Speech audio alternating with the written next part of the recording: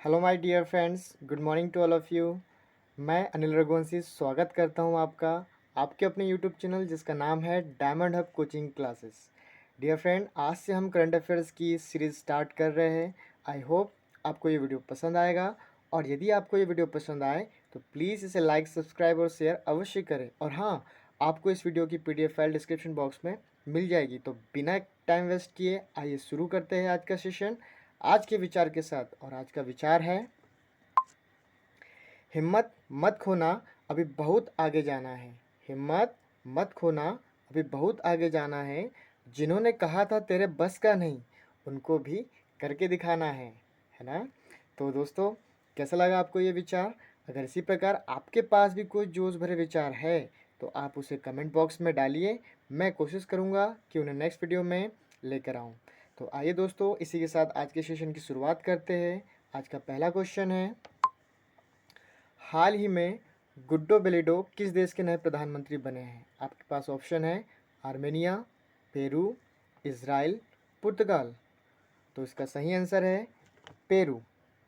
Got it. अब यहाँ Peru आया है तो थोड़ा मैप में इसकी लोकेशन भी देख लेते हैं। ये रहा पेरू। पेरू एक दक्षिण अमेरिकी देश है ना, जिसकी राजधानी लीमा है। वह करेंसी पेरुवियाई सोल है। पेरू से संबंधित एक फैक्ट जो आपको याद रखना है, और वो यह है कि पेरू दुनिया में तांबे का दूसरा सबसे बड़ा निर्यातक देश है। ओके, तो आइए चलते हैं नेक्स्ट क्वेश्चन पे।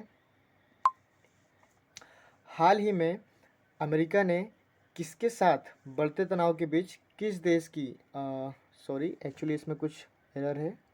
यहाँ किसके साथ नहीं है, यहाँ चीन होना चाहिए, है ना। अब देखते हैं, हाल ही में अमेरिका ने चीन के साथ बढ़ते तनाव के बीच किस देश को पहली बार हथियार बेचने की मंजूरी दे दी है? तो आपके पास ऑप्शन है अफ़गानिस्तान, पाकिस्तान, ताइवान, दक्षिण सूडान। तो दोस्तों, इसका सही आंसर है ताइवान, है ना। ताइवान और अमेरिका के बीच यह समझौता $750 मिलियन का है। अब यहाँ ताइवान आया है तो ताइवान से संबंधित एक फैक्ट जो आपको याद रखना है ना, कि ताइवान समलैंगिक विवाह को वैध करने वाला एशिया का पहला देश बना है। ओके, चलिए चलते हैं नेक्स्ट क्वेश्चन पे। हाल ही में किस राज्य ने दलित कल्याण योजना शुरू की है? केरल, कर्नाटक, तेलंगाना, या फिर इनमें से कोई नहीं। तो इसका सही आंसर है तेलंगाना। यस, दलित कल्याण योजना, जिसे दलित बंधु के नाम से भी जाना जाता है। अब इस योजना के तहत शेड्यूल कास्ट के ऐसे लोग जो अपना खुद का, है ना, व्यवसाय शुरू करना चाहते हैं, उनको 10 लाख रुपए दिए जाएंगे, जिससे कि वह अपना खुद का व्यवसाय शुरू कर लें। अब यहाँ तेलंगाना संबंधित कुछ फैक्ट जान लेते हैं। जैसे तेलंगाना की राजधानी क्या है? हैदराबाद। यहाँ के CM है के चंद्रशेखर राव, और यहाँ के गवर्नर है डॉक्टर तमिलिसाई सौंदरराजन। ओके। अच्छा, तेलंगाना से संबंधित एक फैक्ट और आपको याद रखना है। तेलंगाना स्थित काकती रुद्रेश्वर मंदिर, एक बार फिर से सुनिए, तेलंगाना स्थित काकती रुद्रेश्वर मंदिर को यूनेस्को ने अभी हाल ही में वर्ल्ड हेरिटेज साइट में भी शामिल किया है। ओके, तो चलिए चलते हैं नेक्स्ट क्वेश्चन पे। हाल ही में रॉकेट हमलों के जवाब में इजराइल ने किस देश पर हवाई हमले शुरू किए हैं? आपके पास ऑप्शन है लेबनान, सीरिया, जॉर्डन, इराक। तो दोस्तों, इसका सही आंसर है लेबनान। ओके, अब यहाँ लेबनान आया है तो मैप में इसकी लोकेशन भी देख लेते हैं। ये रहा सब लेबनान, है ना। लेबनान जो कि एक पश्चिमी एशियाई देश है ना, जिसकी सीमा भूमध्य सागर से लगती है। ये आपको दिख रहा है मेडिटेरियन सी, इसे ही हम हिंदी में भूमध्य सागर कहते हैं। लेबनान जिसकी राजधानी बैरूत है, वह करेंसी लेबनानी पाउंड है। ओके। अच्छा, अब राजधानी बेरूत से आपको एक फैक्ट याद रखना है कि लास्ट ईयर अमोनियम नाइट्राइट के कारण बेरूत में ही एक भीषण विस्फोट हुआ था। साथ ही यहाँ की जो प्रेसिडेंट है ना, सॉरी प्रेसिडेंट बोल रहा हूँ मैं, नजीम भिखाती है ना, एक नाम आया है यहाँ पे, नजीम भिखाती। ओके, तो नजीम भिखाती हाल ही में लेबनान के नए प्रधानमंत्री बने हैं। ये भी एक फैक्ट है जो आपको याद रखना है। इसी के साथ एक नदी जो चर्चे में रही है उसका नाम है लितानी, है ना। लितानी नदी जो कि लेबनान की एक नदी है जिसमें प्रदूषण के कारण लगभग 40 टन मछलियों की मौत हुई थी। ओके, तो ये लितानी नदी भी हाल ही में चर्चे में रही है, इसलिए इस पॉइंट ऑफ व्यू से ये क्वेश्चन भी एक इम्पॉर्टेंट बन जाता है। तो चलिए देखते हैं नेक्स्ट क्वेश्चन। हाल ही में किस केंद्र शासित प्रदेश के उपराज्यपाल ने नई फिल्म नीति जारी की है? तो आपके पास ऑप्शन है दिल्ली, लद्दाख, जम्मू कश्मीर, इनमें से कोई नहीं। तो इसका करेक्ट आंसर हो जाएगा जम्मू कश्मीर। ओके, जम्मू कश्मीर के राज्यपाल मनोज सिन्हा ने नई फिल्म नीति जारी की है। अब जम्मू कश्मीर से संबंधित दो झीलें जो अक्सर एग्जाम में पूछी जाती है उनके नाम भी आपको याद रखना है। एक है डल झील व दूसरी है वुलर झील। और वुलर झील भारत की सबसे बड़ी मीठे पानी की झील भी है। ओके, चलिए चलते हैं नेक्स्ट क्वेश्चन पे। राजीव गांधी खेल रत्न अवार्ड अब किस नाम से दिए जाएंगे?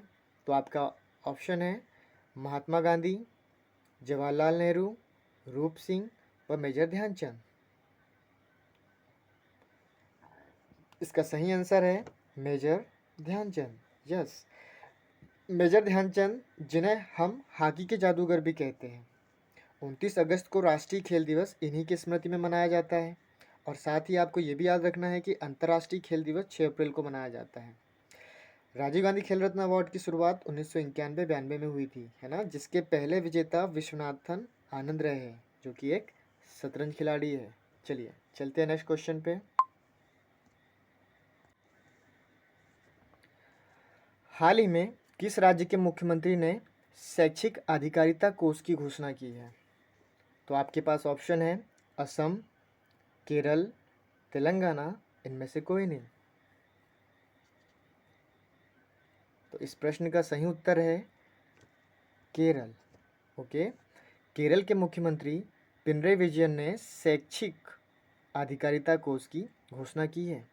अच्छा, इस योजना के तहत केरल के विद्यार्थियों को डिजिटल डिवाइस प्रदान किए जाएंगे, है ना। केरल जिसकी राजधानी तिरुवनंतपुरम है, यहाँ के मुख्यमंत्री पिनरई विजयन और यहाँ की राज्यपाल है आरिफ मोहम्मद खान। अच्छा, आरिफ मोहम्मद खान से संबंधित एक फैक्ट याद रखना है कि अभी हाल ही में आरिफ मोहम्मद खान ने केरल में वन स्कूल वन आईएएस योजना की शुरुआत भी की है। ओके, चलिए चलते हैं नेक्स्ट क्वेश्चन पे। Naphtha Jhakri hydro power station ने एक महीने में सबसे ज़्यादा बिजली पैदा करने का रिकॉर्ड बनाया है। और यह पावर स्टेशन किस नदी पर स्थित है? आपको इसका नाम बताना है। आपके पास 4 ऑप्शन है जिसमें एक है ब्रह्मपुत्र नदी, सतलुज नदी, चिनाब नदी और कावेरी नदी। तो आपका इस प्रश्न का सही उत्तर होगा सतलुज नदी। ओके, यस, सतलुज नदी। Naphtha Jhakri hydrogen power station की बात करें तो यह हिमाचल प्रदेश में अवस्थित है ना। अब ब्रह्मपुत्र नदी भी आई है, तो ब्रह्मपुत्र नदी से संबंधित एक फैक्ट जान लेते हैं। ब्रह्मपुत्र नदी की बात करें तो प्रधानमंत्री मोदी जी ने असम में महाबाहु ब्रह्मपुत्र प्रोजेक्ट का शिलान्यास किया है। ओके, असम के डिब्रूगढ़ में ही भारत का सबसे लंबा रेल रोड ब्रिज, जिसे बोगीबिल ब्रिज के नाम से भी जाना जाता है ना। एक फैक्ट चिनाब नदी के बारे में जान लेते हैं। चिनाब नदी से संबंधित एक फैक्ट क्या है? चिनाब नदी पर विश्व का सबसे ऊंचा रेल पुल बनाया गया है ना, जो कि कहाँ पर अवस्थित है? जम्मू कश्मीर में। ओके, तो चलिए चलते हैं हमारे नेक्स्ट क्वेश्चन पे। टोक्यो ओलंपिक में पहलवान रवि कुमार दहिया ने कौन सा पदक जीता है? ऑप्शन ए है स्वर्ण पदक, बी कांस्य पदक, सी रजत पदक या डी इनमें से कोई नहीं। तो इसका सही आंसर है सी रजत पदक। ओके, रवि कुमार दहिया फाइनल में रशिया के पहलवान जावुर युगोयेव से हार गए थे। रवि कुमार दहिया मीराबाई चानू के बाद दूसरे ऐसे खिलाड़ी हैं जिन्होंने टोक्यो ओलंपिक में भारत को रजत पदक दिलाया है। ओके, चलिए चलते हैं नेक्स्ट क्वेश्चन पे।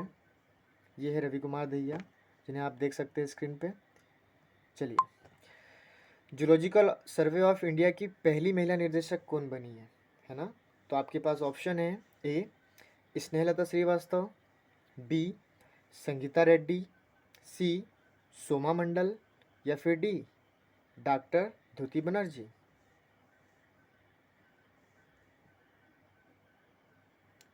तो इसका सही आंसर है doctor Dhriti Banerjee. Okay, zoological survey of India की बात करें तो इसकी स्थापना 1916 में हुई है, जिसका मुख्यालय कोलकाता में है। ओके, जिसकी स्थापना 1916 में हुई है और जिसका मुख्यालय कहाँ पे है? कोलकाता, है ना? काफ़ी बार क्वेश्चन में पूछा जाने वाला क्वेश्चन है ये, तो इसे ध्यान से याद रखिएगा। इसके बाद यहाँ पर आए ऑप्शन पे भी हम थोड़ा चर्चा कर लेते हैं। जैसे कि स्नेहलता श्रीवास्तव की यदि हम बात करें तो स्नेहलता श्रीवास्तव कौन है? ये लोकसभा की पहली महिला महासचिव रही है ये, है ना? वर्तमान में हमारे लोकसभा के महासचिव कौन है? तो वो उत्पल कुमार सिंह है। इसके बाद हम बात करें संगीता रेड्डी की, तो संगीता रेड्डी कौन थी? तो संगीता रेड्डी फिक्की की पहली महिला अध्यक्ष रह चुकी है ना? और वर्तमान में फिक्की के अध्यक्ष कौन है? तो वर्तमान में फिक्की के अध्यक्ष हैं उदय शंकर। ओके,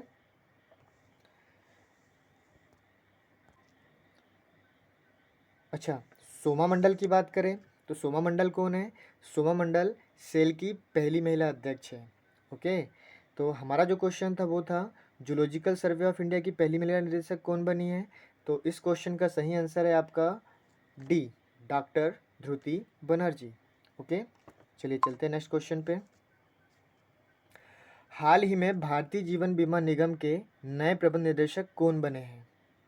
तो हाल ही में भारतीय जीवन बीमा निगम के नए प्रबंध निदेशक जो बने हैं, गेस कीजिए। आपके पास ऑप्शन है सोनल चौहान, रिम्पी त्यागी, मिनी आईपे, या फिर रजनी शर्मा।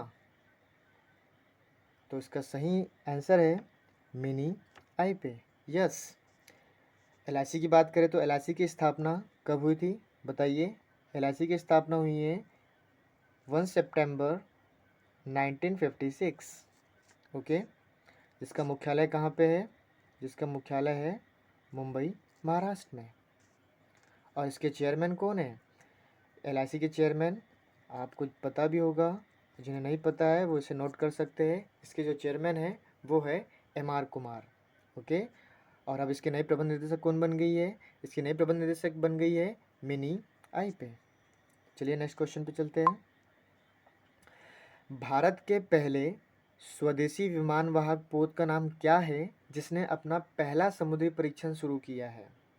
तो आपके पास ऑप्शन है आईएनएस विक्रांत, ऑप्शन बी है आईएनएस आकाशी, नेक्स्ट ऑप्शन आईएनएस शक्ति, एंड नेक्स्ट आईएनएस त्रिवेणी। तो इसका सही उत्तर है ऑप्शन ए आईएनएस विक्रांत। अब यह विमान वाहक पोत होते क्या है? तो आइए देखते हैं, है ना? यह है विमान वाहक पोत, जिसपे क्या किया जाता है? विमानों को लोड किया जाता है और इस प्रकार एक स्थान से दूसरे स्थान इस इन पोत के माध्यम से इन्हें ले जाया जाता है ना? तो आते हैं हम हमारे क्वेश्चन पे। भारत के पहले स्वदेशी विमान वाहक पोत जिनका हाल ही में समुद्री परीक्षण शुरू हुआ है वो है आईएनएस विक्रांत। ओके, विक्रांत की बात करें तो इसे 2022 में नौसेना में शामिल किए जाने की उम्मीद है ना? और इसका नाम जो है आईएनएस विक्रांत के नाम पर रखा गया है, जिसने 1971 के युद्ध में, है ना, आपको याद होगा 1971 का युद्ध, 1971 के युद्ध में इसने अपनी निर्णायक भूमिका भी निभाई थी। ओके, चलिए चलते हैं नेक्स्ट क्वेश्चन पे। Leopard diaries the rosette in India नामक पुस्तक किसने लिखी है? पुस्तक से रिलेटेड एक ना एक क्वेश्चन किसी न किसी एग्ज़ाम में पूछा जाता है ना? और ये leopard diaries the rosette in India, इस पुस्तक के लिए आपके पास 4 ऑप्शन दिए गए हैं। तो उसमें पहला ऑप्शन है रीमा आहूजा, सेकंड है Sanjay Gubbi, third Arundhati Roy, and fourth Anupam Kher. तो आपका सही आंसर होगा इस क्वेश्चन का Sanjay Gubbi. Okay. Leopard, generally इसका मीनिंग तो आपको पता ही होगा, इसका जनरली मीनिंग क्या होता है? तेंदुआ। और क्या आप बता सकते हैं भारत में सबसे ज़्यादा, है ना, भारत में सबसे ज़्यादा तेंदुआ मध्य प्रदेश में पाए जाते हैं, है ना? चलिए चलते हैं नेक्स्ट क्वेश्चन पे। हाल ही में किस देश के साथ भारत के व्यापार घाटे में गिरावट आई है? Option A France, B Italy, C चीन, डी इनमें से कोई नहीं। तो आपका सही आंसर है चीन। यस। अब चीन आया है तो चीन से संबंधित कुछ फैक्ट जान लेते हैं। चीन, जिसकी राजधानी है बीजिंग और करेंसी है रेनबिनबी। चीन के वर्तमान में राष्ट्रपति है सी जिनपिंग। अच्छा, चीन का ही एक मार्स रोवर है झुरोंग, है ना? इसका नाम भी आपने पहले सुना होगा, और नहीं सुना है तो अब आप सुन लीजिए, झुरोंग, है ना? क्या है ये? चीन का एक मार्स रोवर है जिसने सफलतापूर्वक मंगल ग्रह पर क्या किया है? लैंडिंग की है। ओके। इसके साथ ही चीन की हम बात करें तो इलेक्ट्रॉनिक कचरे का सबसे बड़ा उत्पादक देश भी यही है ना? पूरे विश्व में सबसे ज़्यादा इलेक्ट्रॉनिक कचरे का यदि कोई उत्पादन करता है तो वो यही है। कौन? चीन। ओके। चलिए चलते हैं हमारे नेक्स्ट क्वेश्चन पे। हाल ही में किस राज्य सरकार ने पुरुष हॉकी टीम के खिलाड़ियों को 1-1 करोड़ रुपए देने की घोषणा की है? तो आपके पास ऑप्शन है हरियाणा, महाराष्ट्र, पंजाब, इनमें से कोई नहीं। तो आपके इस प्रश्न का सही उत्तर होगा पंजाब। ओके। 41 साल बाद, है ना, याद रखिएगा, 41 साल बाद हॉकी की टीम ने ओलंपिक में कांस्य पदक जीता है। इसलिए पंजाब की सरकार ने पुरुष हॉकी टीम के खिलाड़ियों को 1-1 करोड़ रुपए देने की घोषणा की है। अच्छा, साथ ही याद रखिएगा पंजाब के खेल मंत्री जो है राणा गुरमीत सिंह है। कौन है? राणा गुरमीत सिंह। ओके। चलिए चलते हैं नेक्स्ट क्वेश्चन पे। तो आज का हमारा सेशन यहीं ख़त्म होता है। आप सभी के लिए आज का एक प्रश्न है, हिरोशिमा दिवस किस दिन मनाया जाता है ना? इसके आंसर आप सभी कमेंट बॉक्स में टाइप करेंगे, और साथ ही साथ अगर ये वीडियो आपको पसंद आया हो तो इसे आप लाइक, सब्सक्राइब और एक स्टडी ग्रुप में अवश्य शेयर कीजिएगा, है ना?